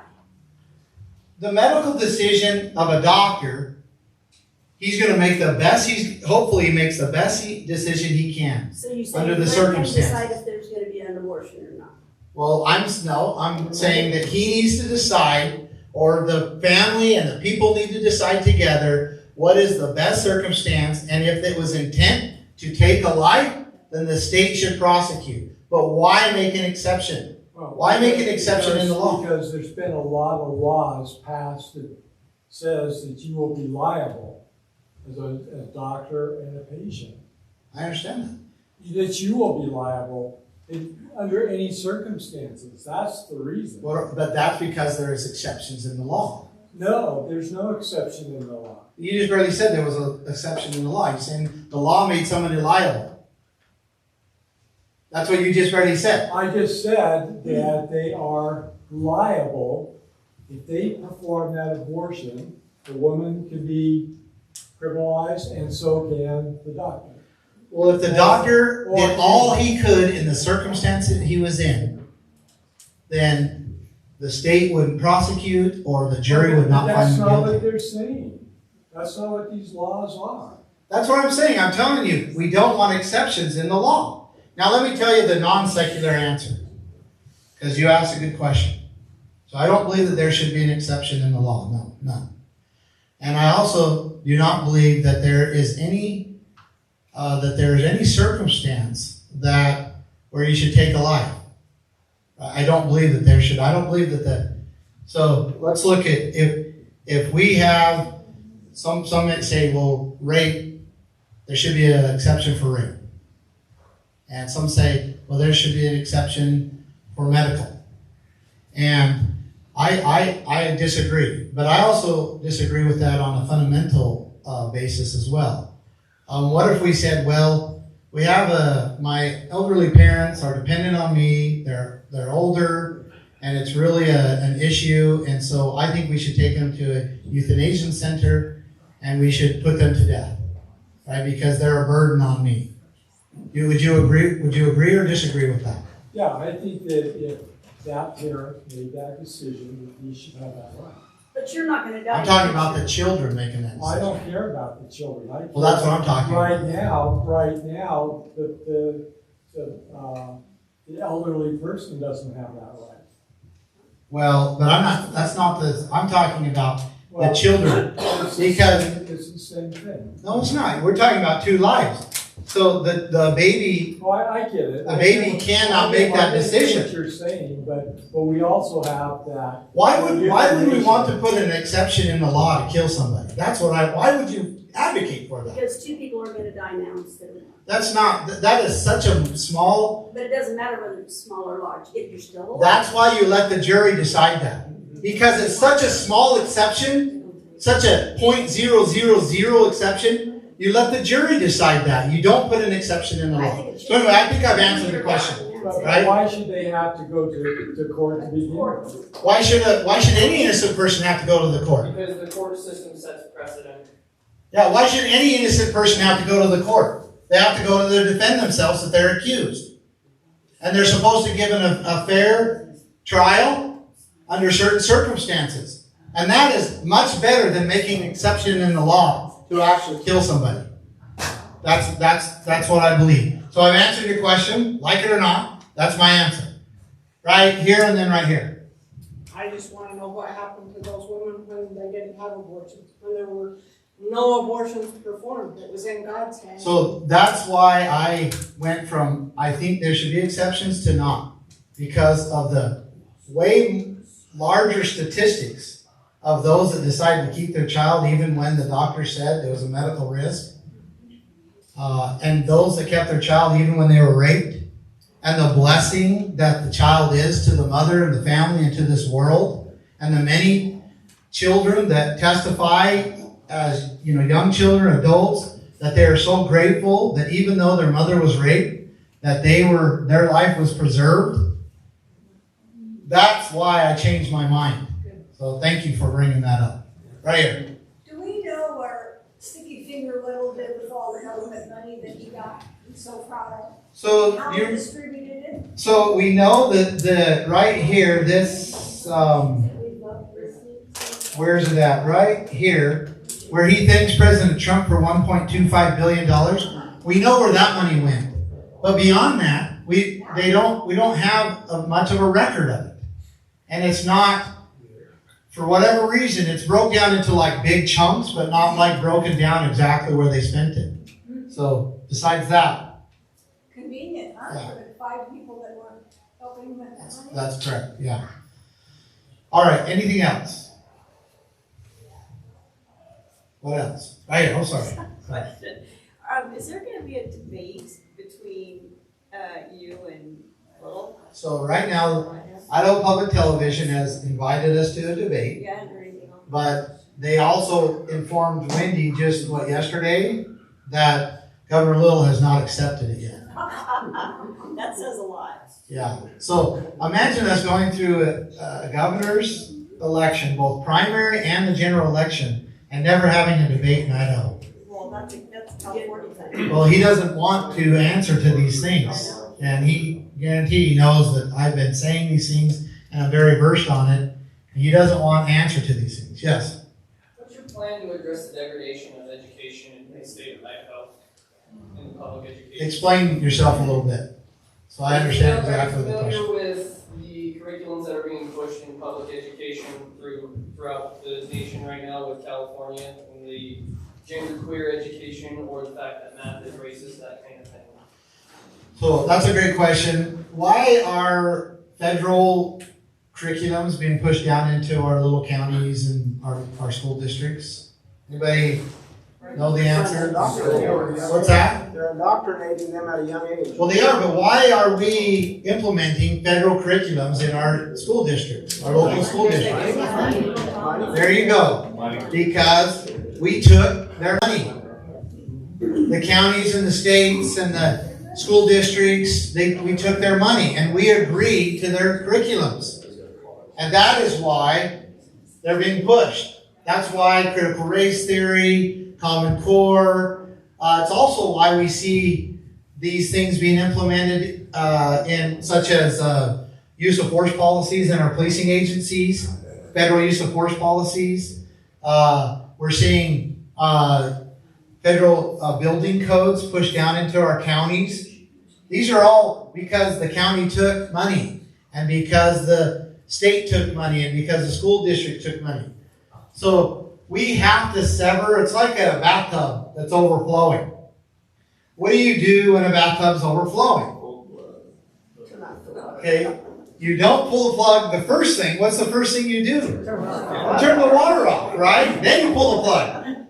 But what are we doing, or we're complaining, we're getting the towels, we're trying to soak up the water, and we're scooping it up. We might as well go get the wet back and start sucking, but we haven't turned off the water. So we have to shut off the water first, pull the plug, and then clean up the mess. And it's got to be a very deliberate, strategic path that we follow in doing this, because we have become dependent on this money. We've become dependent on this money. So, right here and then right here. Are there any states that are doing the right thing? Like I see a lot of news about Tennessee, Florida, Idaho obviously is popular to move to, but are there any other states that are taking less federal funds and it's actually working? There are some states, there are some counties, even in Idaho. There are some cities that, even in Idaho, there are some cities that, like, up in northern Idaho, I think there's a county up there that will say, look, we're not going to take these funds because of the strings that are attached to them. But not like a real conservative effort to become independent from these federal funds. This is the way that the federal government has controlled all the states and and the territories and many of the other countries as well. We'll give you billions of dollars, but you have to agree to this. And it's what our founders said would put us in undue obedience. And so, very, very important problem. Yes. So your slide showed that 30% of the state's budget is federal money. Yeah, a little over 30%. Let me pull it back up here. Yeah. Okay, so are you proposing that you go ahead and cut that all off? But I also read in your pamphlet that you're going to get rid of all property taxes, income taxes. How are you surviving? How are you gonna have schools? And how are you gonna have roads? How are you gonna have Great question. So I'm going to answer that in twofold. Because I am proposing to eliminate property tax and other progressive taxes. I want to show you. So this is the way the state receives its money. And this is the way the state spends its money. So almost 40% of the state's budget goes to welfare. There's a great chunk right there. So you want to get rid of all support to people that's a lot of it, yeah. disabilities and things like that. That's correct. That they shouldn't be able to have. A lot of that. That's correct. Yep, that's absolutely. 40% of our budget is going to welfare. So what's the impacts of that? Idaho is a great place to live already. If we have free housing, food stamps, free education, free health care, who's going to come to Idaho? All the tribes. Californians. Yeah. Did you know that Idaho has already gone to the Supreme Court? Over, hang on, I'm pulling it up here. Already gone to the Supreme Court. Where's it at? Right here. Over homeless issues. Idaho is a great place to live. But if you want to attract the wrong people to Idaho, give them free stuff. And if you want them to go somewhere else to get free stuff, you stop giving them. Now, where should someone in need, where should they get their help from? Churches, communities, families, right? Voluntarily. Not from the state, taking it from our pockets, and then spending about 60% of it internally, and then giving the other 40% to whoever they decide to give it to. That's not charity. That's called theft. And it creates It's called socialism, and it destroys countries and nations and people. But And it creates dependency. I work as a social worker in California. And that's right. it creates a lot of dependency, and it takes away their independence. And I can talk all day on this if you want to. Yeah. So there's no coincidence why the states with the most welfare programs are the states with the most homeless. Yes, 160,000. Right? I mean, and so I'm proposing, yes, let's cut a huge amount of that, and let's pay our own bills. That's just one way. Well, and also, can I just say this? Yeah. It was started as a hand up, not a hand out. Good intentions, for sure. Yeah, and now it's a hand out, and it keeps people on the system. And That's right. it's this big, I call it the welfare industrial complex. And it's really awful what it's done. Absolutely. Thank you very much. So yeah, so I'm not bashful in saying that. Absolutely. Plan to cut our clean house in the Department of Health and Welfare. That's going to do a tremendous amount for us. When it comes to my property tax proposal, eliminating property tax, this is what I'm proposing. So let's just break this down.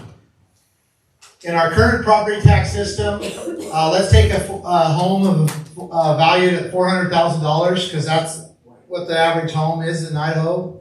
It's changed a little bit now. It's dropped a little bit, but not very many months ago it was $400,000. Now, the average property tax that's accumulated from that is about $2,000 to $3,000 a year. Think about your own taxes, and you can relate to this depending on what your home value is. So, tax collected in a 30-year period of time is $60,000 to $90,000. So remember that number: 30 years, $60,000 to $90,000. Okay. Now, I think that's too much, and it's rising, which is a huge concern. Because what's the problem with our current tax system? You never own. I'm talking about our current property tax system. You never own your home. You never. And the elderly mostly are losing their homes every day to the state because they can't afford them. And people say, well, are they really losing their home? Is the state taking them? Yeah. But it's normally that the elderly have to sell. They are forced to sell because they can't afford to pay the property tax. So they're losing their homes every day because of the way that our property tax is structured. And what I'm proposing is this. I'm proposing that we replace our current property tax system with a consumption tax. And so let's take that same $400,000 home, and let's say there's a 5% tax due at the time of purchase. Right? That would be $20,000. That could be rolled into the mortgage if someone didn't have the $20,000 or couldn't pay it up front. Be rolled into the mortgage. And so that would end up being, well, it's $20,000, and you're saying that's a far cry from the $60,000 to $90,000. But you have to take into account that an average home sells 3 to 5 times in a 30-year period, which makes it so that in that period of time, the tax collected on that home be $60,000 to $100,000. But what's the difference? You own your home. You purchase a home, you pay the tax, you own your home. If you sell it again or somebody else buys it, they pay the tax again. So if I was to buy this, I did buy this computer. So when I bought this computer, didn't steal it. When I bought this computer, what if the state says, well, since you bought this computer, now you have to pay us $100 a year for as long as you own the computer? What if they did that with cars? What if they did that with anything else? Would we have a problem with that? I'd have a problem with that. But why do we do it with the most important value that we have, our homes and our properties? Why do we allow the state to just keep taxing it every day, every year, and if we don't pay the tax, they take our home? And I'm proposing that we just go to a consumption tax like we do with everything else. Okay. We pay it up front. Go ahead. So I read your entire property tax thing, and I agree with the concept. Okay. But what do you do when, at least right now, property tax does help pay for some of what goes on in a community, Correct. and you have a recession, and the value of these homes drop, and you don't have houses selling 3 to 5 times. Now granted, Idaho is growing, but I will tell you, as a new resident of Idaho, that if we would have come in and had a 5% tax on the home we buy, we wouldn't have been able to buy the home because we wouldn't do a mortgage. So I think that the concept's good, Or maybe you would have bought a home that was $20,000 less. or maybe we wouldn't have at all. Maybe. I mean, because. But that's always a decision you have to make when you're buying a home. Right, so I like the concept, but I think the plan has to be tweaked a bit, because I don't know that it takes into account recession, pressure of what would happen in a small community, that all of a sudden the values drop, and we're looking at that now. So what do we do now when a recession hits? We do the same thing. We reassess our values. They drop. If the value of the home drops, so does the tax, right? And so the recession's like, the government shouldn't just say, That well, I'm gonna doesn't get the change same. The tax that you purchased at the time, if you're saying we're gonna add 5% onto the total of this house. And So there's the two value questions goes there. Let me down. address, there's two things you're bringing up. First of all, what does the government do if there's a recession or homes don't sell as fast as they were? Well, that happens all the time, Yes, right? And the government doesn't get to say, well, we get the same amount no matter whether there's a recession or not. That's very devastating to the people when governments do that. So in this way, it follows. It follows. so I'm gonna get a rebate, is what you're saying. No, Well, again, that's what I'm saying. I guess maybe I'm not understanding your question. So you have a $400,000 house. Right. And what you're saying is we're gonna tack on $20,000 on top, so it's now a $420,000 house. Correct. So I say, okay, well, our budget is, we can pay $400,000, we can't pay the $20,000. So I'm either forced, one, to take a mortgage out, or two, I don't buy the home.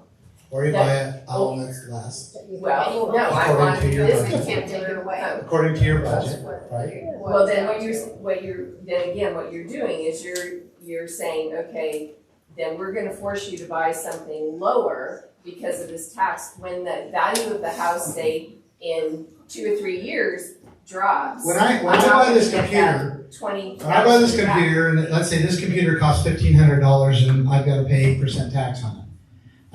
When I buy it, I have to think about the tax. Do I have money? Well, that's not a novel concept. We have to think about these things as well. Then not only, you're going to pay $2,000 to $3,000, depending on what county you're in, every year for the rest of your life. And then the state will take your home. No, I agree with you. Wait. I'm agreeing with you on the property tax. I agree 100% that it's ridiculous. I don't know if Idaho has it, but California had a business for 30 years. We had a business property tax, which meant I had to pay on equipment that I paid for in full. Idaho has the every same single thing. Idaho has the same thing. That is That's fair. outstandingly ridiculous. Idaho has the same thing. Has the same But tax. again, what I'm saying on the homeowner side of it, I like the concept. I'm just thinking that the way you've proposed it right off the bat to pay that, I think there has to be a different way to tweak it, because I think you're gonna cut off, if there's this recessionary thing, it cuts out any kind of income to the local community. So maybe it's something that it's prorated or something So else. I think you're asking two different things, because nowhere have I proposed that all of a sudden, day 15 of me being opposite, boom, we're going to go with this program. In fact, if you read the details, I've said it's going to take 5 to 7 years to graduate into this, right? So that we don't cause what I think you're proposing. You're saying that we don't cause a problem with the counties and the local governments when we phase into this. It's going to take 5 to 7 years to phase into this, so that but there'll be a cutoff at some point to get the homes, for a period of time, 5 to 7 years, selling and the revenue coming into the counties. You don't have a shortfall. Yeah, so you don't have a shortfall. Now and I don't know if that's exactly what you're saying, but then there's also there's a negative, and she pointed it out, that $100,000 that's just due up front. If you don't have the money, you have to roll it into the mortgage, you'll pay an interest. But when you look at it compared to impacting the taxes in your monthly payments, it's almost the same. Then also there's a benefit that I'll just point out here, and that is the counties and the local governments will get that money up front. So they can build roads, infrastructure, they can do other things with it, rather than going and getting bonds that are dragging on for 50 years and they're paying, 5 or 6%. Now they can actually build these roads and infrastructures up front because they're receiving that money up front. And so that's an increased benefit. So yeah, is there a negative? Yeah, it's the money that's due up front. That is the negative. And how to handle that there's no getting around that. That is the negative.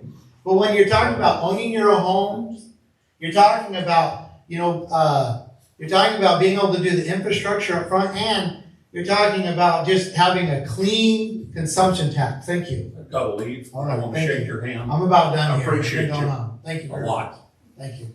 Take care. So, thank you for bringing that up. There is a negative to it. I think we pointed it out here.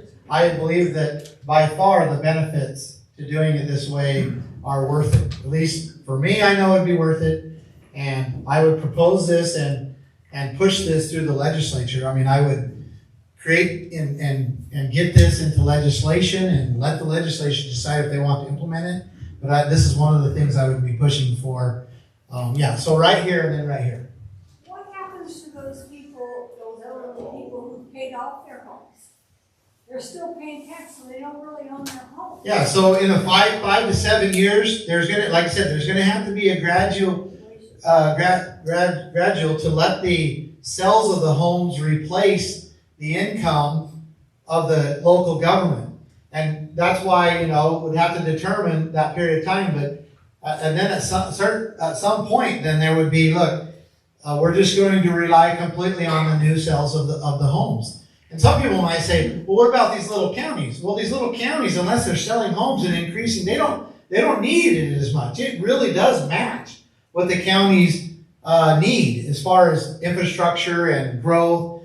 So anyway, there are some challenges to it. And one of the things that I have also proposed is that, like, the legislatures through statutory processes would cap the amount that a county could charge for it, but then they could decide if they want to go lower or not.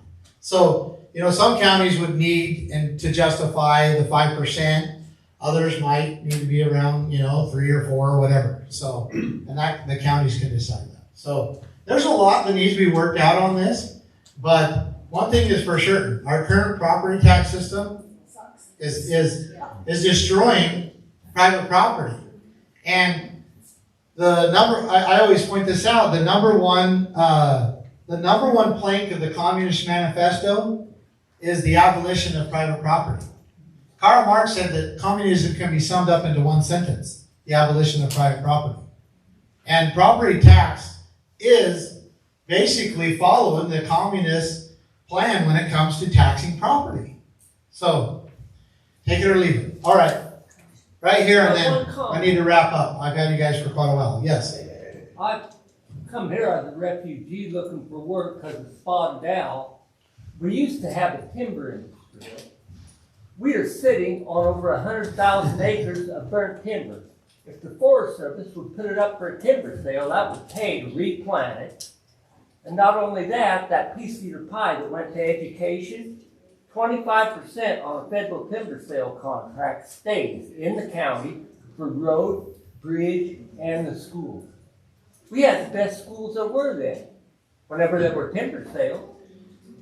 So, well, that's an option to pay for. Well, it is, absolutely. How did we pay for schools before we come up with our current property tax system? Anybody have an idea? Timber sales, land grants. Timber sale receipts 30 years ago. And we had the best schools in the country then. So every 10th parcel in Idaho is state land, and it was called school lands, right? School lands. Or I think, what's that? School sections, right? So every 10 section, thank you, not partial, it's section. Every section of Idaho was set aside to pay for schools. 648. To sell the timber, to graze it, to, do other things. They weren't supposed to sell it. They were supposed to generate revenue with it to pay for the schools. Well, there's Well, 10,000 acres. There's 10,000 acres for schools if they just sell it. But what happened was the state says it's so easy just to tax the people's property. Why would we worry about trying to sell timber? And they still do, don't get me wrong, but they don't use it to pay for the schools anymore. Because it's a lot harder to do that. Now, when it comes to, jobs, I addressed it, you came in a little late, but I addressed that 61% of our land is being controlled by the federal government. And that we need to fight that battle, and that we need to get, these lands and resources back into the people's hands. Yes. When we take back the 61% of public lands and put it in the hands of the state, are we going to sell any of that land, or are we going to keep it public lands and use it for all of the state of Idaho? So the answer is yes. I'm going to scare you. You're a true politician. I'm going to scare you. No, I'm being honest. If I was a true politician, I'd tell him what he wants to know. Or what he wants to hear, right? So I might not tell you what you want to hear, but I'm going to tell you what I'm proposing, because right now the federal land control 61% of the land. I showed you my computer; it wasn't charged. I need my computer died, but 61% of our land. I showed you that map, right? What's happening is we're landlocked, and it's causing 4 major problems. I'm gonna end on this. I promise. Okay, we're gonna wrap this up. It's causing 4 major problems. One, it's causing the affordable housing crisis. You might think, well, what about all the move-ins? Yeah, of course, that's a huge problem too. But what is that? It's a supply and demand problem. And we've got the federal government that's landlocked. It's not only that, is we're not able to harvest our own forests and timber and other minerals for building supplies. So we're buying lumber out of Canada, paying 4 times the amount while we're watching our forests around us burn up. And that doesn't make sense. The next generation right now, I have a daughter who's 20 years old. She got married a little over a year ago. She's expecting their first. They're going to school right now. They don't necessarily need a home right now. They got an apartment. But they're going to need a home soon. And the reality right now of the next generation of owning their own homes is not a reality at all. Imagine that. Imagine facing that. Getting married, and then the reality is we're not going to be able to own our own home in Idaho because of the cost of our homes. Well, we can't lower that because we're landlocked in a sense. So what I'm proposing, because that's problem number 1. I'm going to really try to convince you here, because problem number 2 is that we're destroying our number 1 industry in Idaho. What's our number 1 industry? Agriculture, right? We're building on our agricultural land by the tens of thousands of acres right now. Have you gone through Nampa, Meridian, Middleton? And you can't get that land back. So we're destroying our number 1 industry because we're landlocked, so we're building our houses on our agricultural land, and instead around the valleys that perfect place to build and to develop on around these towns and these cities, but we can't because we're landlocked. And then number 3 is we can't pay our own bills. Where does wealth come from? It comes from the earth, from the land and the resources, all wealth. Everything, this building, your clothes, this computer, everything came from the earth. Our food, all our homes, all wealth comes from the earth. And we're being restricted from 61% of our land and 72% of our subsurface mineral rights. And so things like the cobalt mines, right? That are the federal government saying, well, we own this mineral, so we're going to hire an Australian mining company to come up here and mine it. They make a bunch of money. The mining company makes a bunch of money. And the people of Idaho are cut out of it. And then we have to go back to the federal government saying, can we please have several $1 billion so we can pay our own bills? Well, that's not the way it's supposed to be. We're supposed to be able to use and harvest and benefit from our own natural resources and pay our own bills.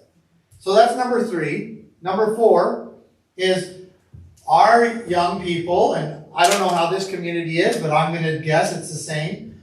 They grow up, and there's not opportunity here for them. Move out. So they have to go to the cities.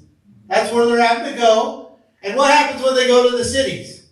They become indoctrinated. That's right. All of a sudden they become, well, not all of a sudden, but over years, they're not connected to the earth. They're not growing things. They're not tied to it. They don't spend as much time out there, and they're losing their conservative values.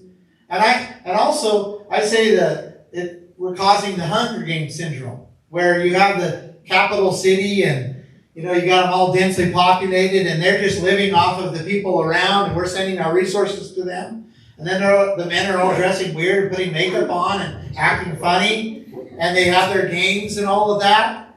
And the rest of the people, the districts, are basically paying for them, sending our resources to them. And that's literally what's happening.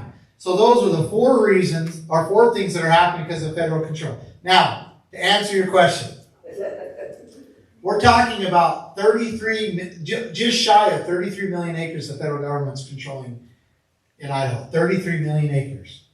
If we were to take some of this land around the cities and the towns and to annex it into the cities or into the counties and make it available for development, we could still preserve our hunting, hiking, fishing, multiple use lands. Because we're talking about maybe we take 1 million acres. Imagine what taking 1 million acres around these towns would do for our young people as far as making it available for them. We're not talking about destroying our forests and our hunting land and all of that. We're not talking about that. We're talking about making sure we preserve that while we're still making some of this available for the next generation, and so we don't cause these problems of destroying our number 1 industry, creating the Hunger Games syndrome, and also making housing available for the next generation, and then also using these lands, the forests, the grazing lands, the minerals, using them under multiple use doctrines so that we can pay our own bills here in Idaho. That's what I'm proposing. Yes? On that, we've just got to utilize these natural resources locally. And right now, we're sending, 30 to 40 CFS out of the state all the time, when we've got plenty of good farm ground in the upper Lemhi, where instead of getting $10,800 for the water that's being going on out, we could, for each 2 CFS, for 60 days, why we could be running it through a pivot, collecting $65,000. Are you saying that Idahoans should be able to use the water? Local Idahoans ought to use the water. They'll use the water. Both for crops and for watering their livestock and everything. There's a big fight with the state right now over the water and the federal government. And I figured it up, and according to Governor Otter, he said they gave up 27,000 CFS at Lower Granite Dam. And I figured that up at $90 a CFS. That's what they're figuring out now. That's 1 CFS for 24 hours. That's nearly $1 billion a year. Minimum. It just and lost. I know there's more water than that a year like this that goes past that. So, I'm not going to get into the details. I'll just answer. Is water important in Idaho? Yes. Do you think the state should protect that water? Yes. Where in the Constitution does it allow for the federal government to control the waters? We're supposed to be sovereign, and we can't it up. I mean, 101, when you go to law school 101, and I've heard this by many attorneys, that they teach that water is under the jurisdiction of the state. And it is. But we have allowed, again, the very same thing, very similar to our land, we've allowed to happen to water. And if we don't watch ourselves, we're going to end up with our water in the hands of these extreme environmentalists who have a no-use policies. That's what no-use policies is what they are pushing. And so, I mean, just an overarching, it is so important that the state begins to function and do what it's supposed to do. If we do not get the state under control, doing what it's supposed to be doing, then a couple things are going to happen. Either the people are going to have to stand on their own, and I don't know what that looks like, and say, well, we're going to protect our own rights, or the federal government or other entities will completely have full control of our resources. They already mostly have control of our land, our water, and we'll just be basically like serfs on the land, begging for a little piece here and a little piece there. We're 98%, I figure, in Lemhi County, federal control. Yeah, that's right. It's a battle that needs to be fought. Now, I have, with your help, brought up a tremendous. I'm going to wrap up here, so no more questions. I just can't answer any more questions. I want to, but I can't. We got a time constraint here. We have talked about some really hard, serious things, right? And I don't want to give you any illusion that accomplishing any of these are easy. They're not. They're huge battles. But if we do not fight them down now, if we do not fight them, if we do not resolve these issues now, we won't have much of a state left. We won't. And we will become a people, and because either you're acting or you're being acted upon. And I didn't set the rules, that's just the way it is. And so we have to act now so that we don't become a people that's just acted upon.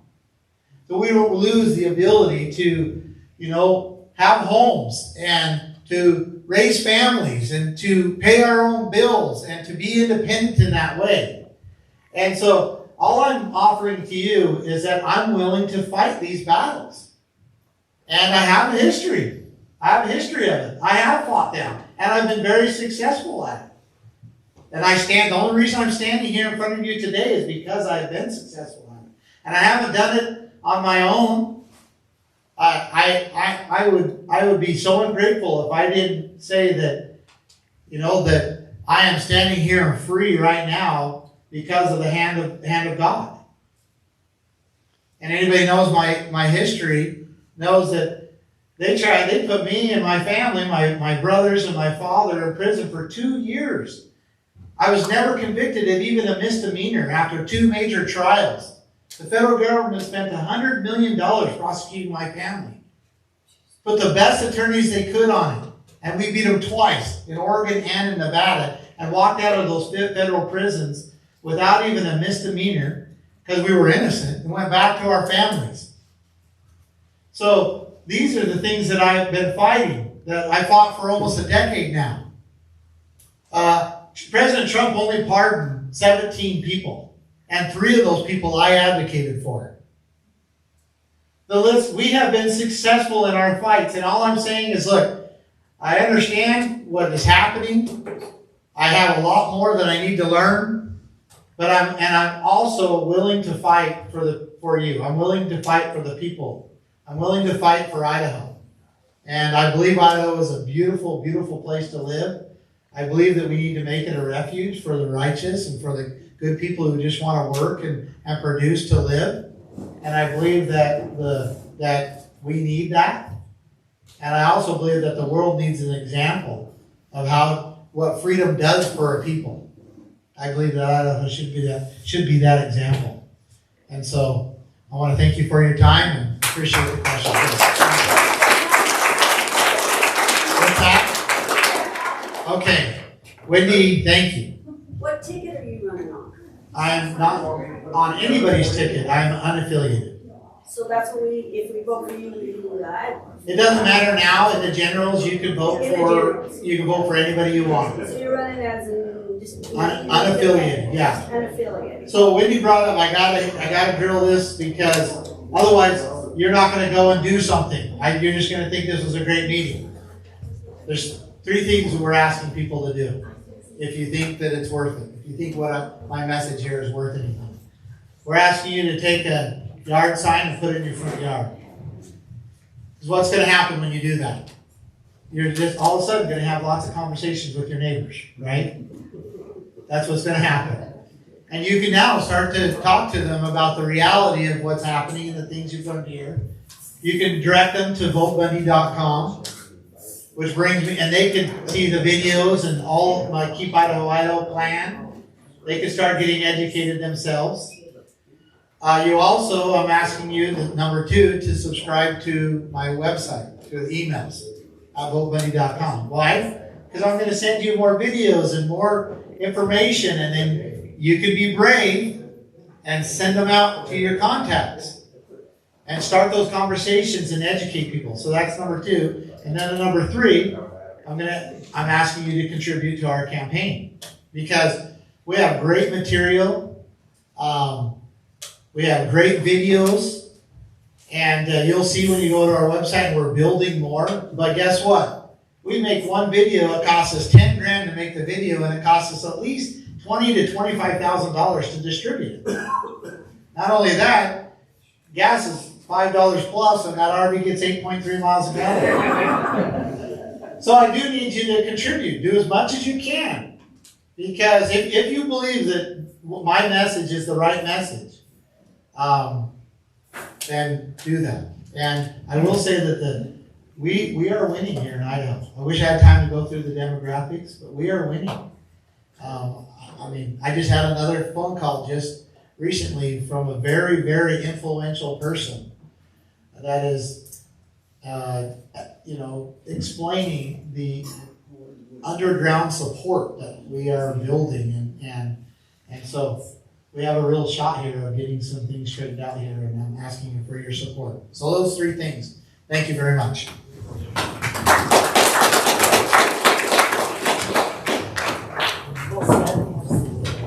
Folks, make sure you grab some water. You're welcome to contact the ambulance here. And we do have a bathroom, couple bathrooms right here on the building. If you need to use the restroom, and I have a sign-up sheet. If you would like to sign up for emails and stuff, we can get that taken care of. Appreciate you all coming. Have a wonderful evening. Oh yeah, I got a track on. He goes AWOL so much I had to get